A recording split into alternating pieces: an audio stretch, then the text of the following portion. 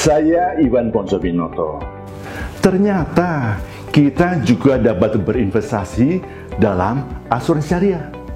Bagaimana caranya? Dalam asuransi syariah, kita memberikan kontribusi secara berkala. Khusus untuk produk asuransi syariah yang memiliki unsur tabungan atau investasi, kontribusi itu terdiri dari 3 hal. 1. Hibah iuran tolong-menolong atau disebut juga iuran tabaru. Kedua, membayar imbalan atau ujroh kepada perusahaan asuransi untuk membayar jasa-jasa mereka. Dan yang ketiga, dana yang merupakan penyisihan penghasilan atau klien kita yang kita jadikan dana tabungan atau dana investasi. Dana ini kita investasikan untuk mencapai tujuan keuangan kita di masa depan. Sebagai peserta dalam asuransi syariah, kita mewakilkan kepada perusahaan asuransi untuk mengelola dana tabaru yang merupakan milik bersama para peserta. Tujuan dari pengelolaan dana tabaru ini adalah agar tersedia dana yang cukup untuk memberikan santunan kepada semua peserta yang terkena musibah. Untuk itu, perusahaan asuransi menginvestasikan dana tabaru yang dikelolanya ke dalam instrumen investasi syariah untuk mendapat imbal hasil investasi. Pada bagian yang ketiga, peserta juga mewakilkan kepada perusahaan asuransi untuk mengelola dana tabungan atau dana investasi milik peserta untuk mencapai tujuan keuangan peserta.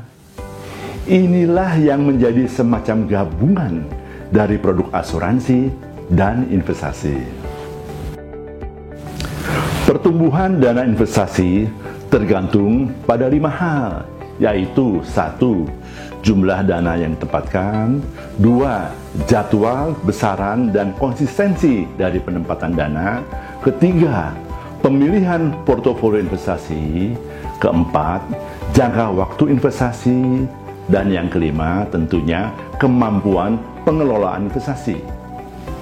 Kita sebagai pemilik dana investasi tentu berharap agar perusahaan asuransi dapat mengelola dana kita sehingga dapat mencapai tujuan keuangan.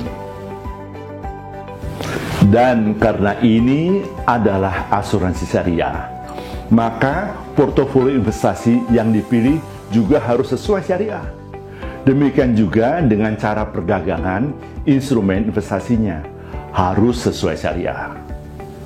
Sebagai pemilik dana investasi yang kemudian pada saatnya nanti akan menjadi pemakai dari dana investasi tersebut, tentunya kita yang harus menentukan kelima hal yang saya sebutkan sebelumnya.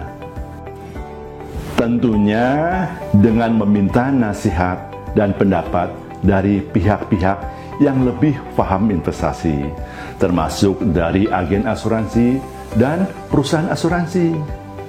Dengan demikian, sebenarnya pertama, kita harus paham tujuan keuangan kita. Kedua, paham kemampuan penghimpunan dana kita. Ketiga, paham profil risiko kita dan karakteristik dari pilihan portofolio investasi yang tersedia, juga jangka waktu investasi. Sehingga asuransi syariah bisa mendukung pencapaian tujuan keuangan kita. Karena itulah masa depan kita. Itulah hidup kita, cara syariah. Tetap semangat!